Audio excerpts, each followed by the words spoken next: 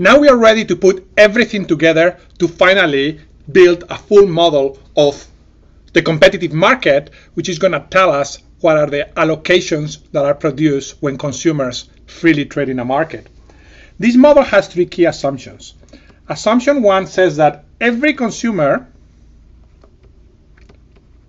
is a price taker. And I'm going to capitalize that because it's a very important notion. And I will come back to the explanation in a second. The other assumption is that every firm is also a price taker.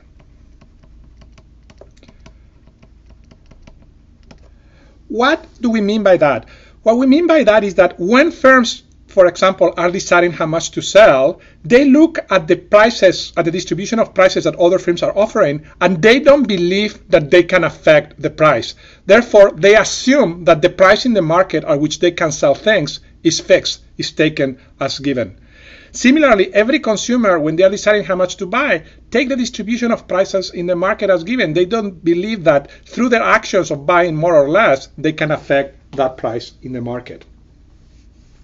The third assumption of the model is that market forces rapidly drive prices to a market clearing level, clearing level at which the aggregate demand at that price is equal to the aggregate supply at that price. It's called market clearing because aggregate supply is equal to aggregate demand. The price-taking hypothesis is justified as long as the number of consumers and the number of firms is large. Why is that the case? Well, if there are many consumers and many firms, and each one of them is a small part of the market, a small share of the market, then none of them have market power in the following sense. If one of them decided, well, I'm not going to trade as long as you don't trade at this price that is my ideal, it's such a small fraction of the market that the entire market could settle in exactly the same place approximately without taking that person into account. So every person, every actor is approximately negligible with respect to the entire market. So it implies it has no market power to influence prices. Now, in Unit 6 and 7, we're going to study what happens when the number of firms is small and this assumption does not hold. But one thing that we're going to learn there that is reassuring is that this market price-taking hypothesis is approximately good even for relatively small numbers of firms. As soon as the firms gets in the dozens, this is not a bad approximation. Now, our model of the competitive market, if taken literally, let me emphasize, if taken literally, relies on an idealization that somehow there is a sign with the market price posted at any point in time, and that every firm and every consumer looks at it and maximizes with respect to it. And somehow this price adjusts ups and down until it reaches this market clearing level. Now, if taken literally, the theory of price formation for that price goes as follows, and it's called the market clearing hypothesis or theory, which is that if P is greater than this market clearing level P star, then there is what is called excess supply.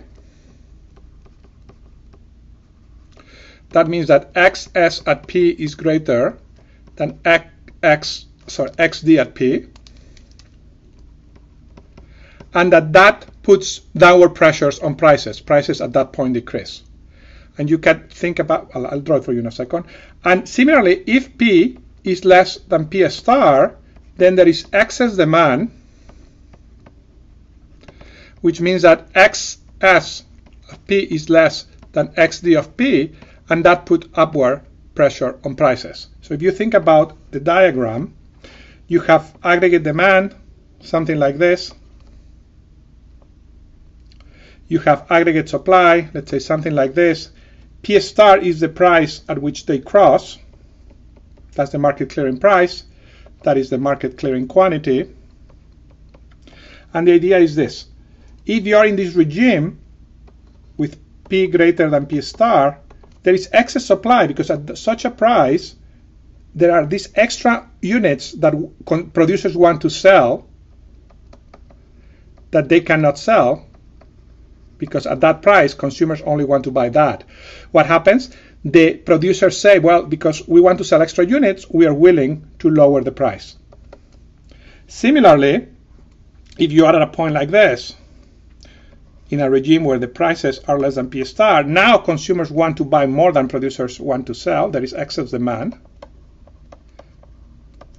And then the consumers look at this, they cannot buy the units that they want, and they start making offers to buy at a higher price. They push this posted price up.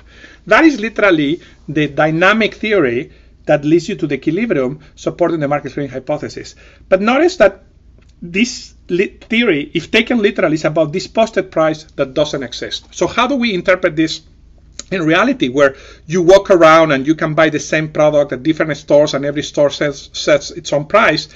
Literally, what you should think is about this game that we are not modeling the details of, in which every firm can post its own price and every consumer can go in and haggle.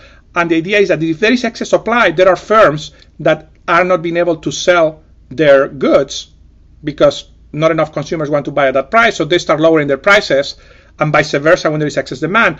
And you can think of this price P as a summary of all of the prices in all of the stores, in all of the bargaining relationships that are taking place. The idea is that if we were to model this whole extremely complicated dynamical system, it will converge to a solution in which every trade takes place at the same amount at this price P.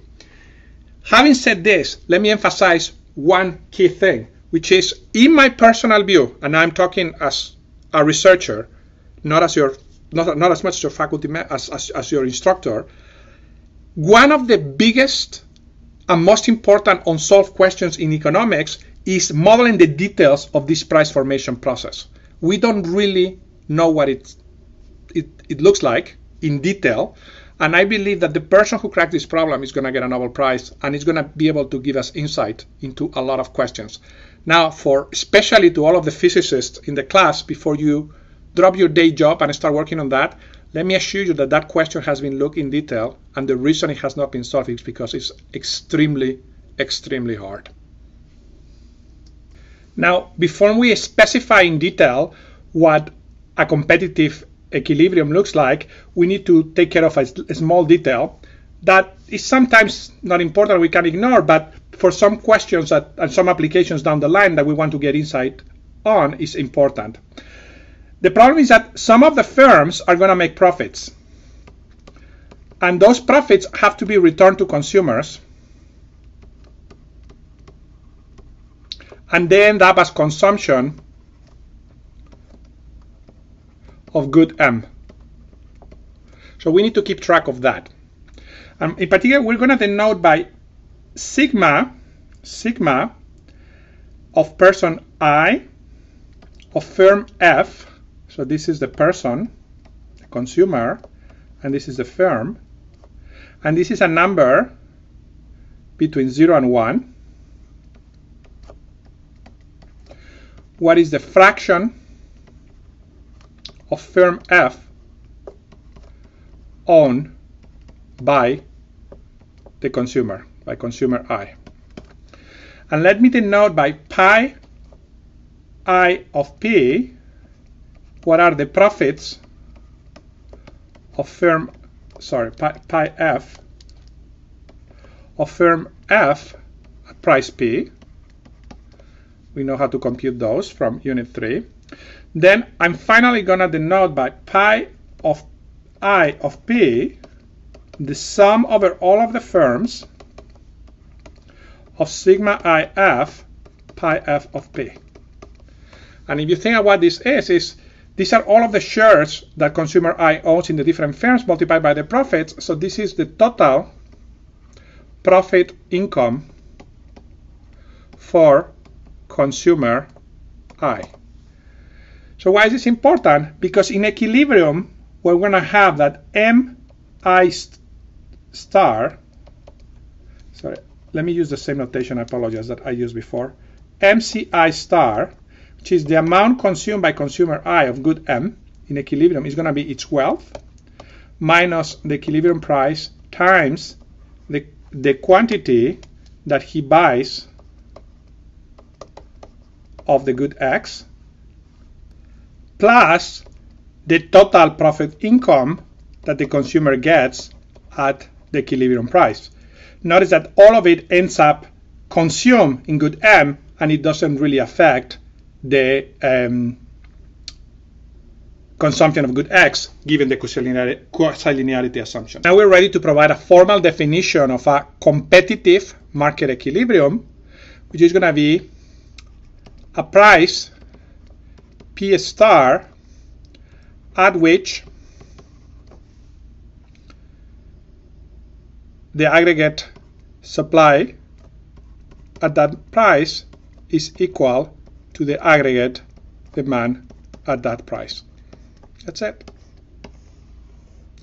A competitive market equilibrium is going to require finding such a price and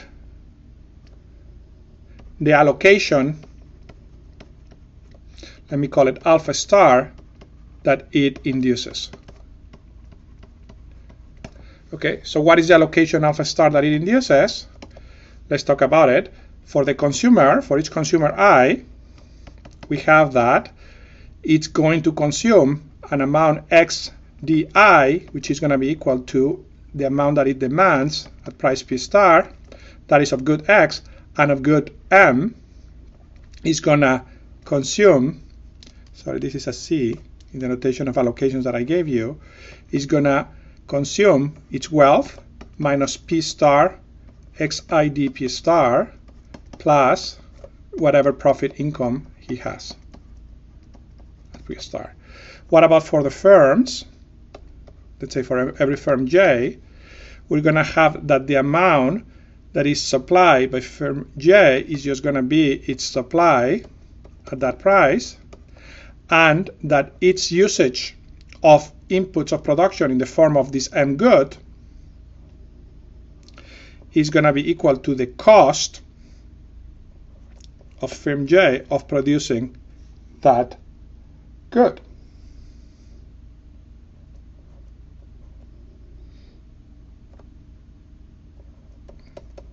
The amount that it wants to sell.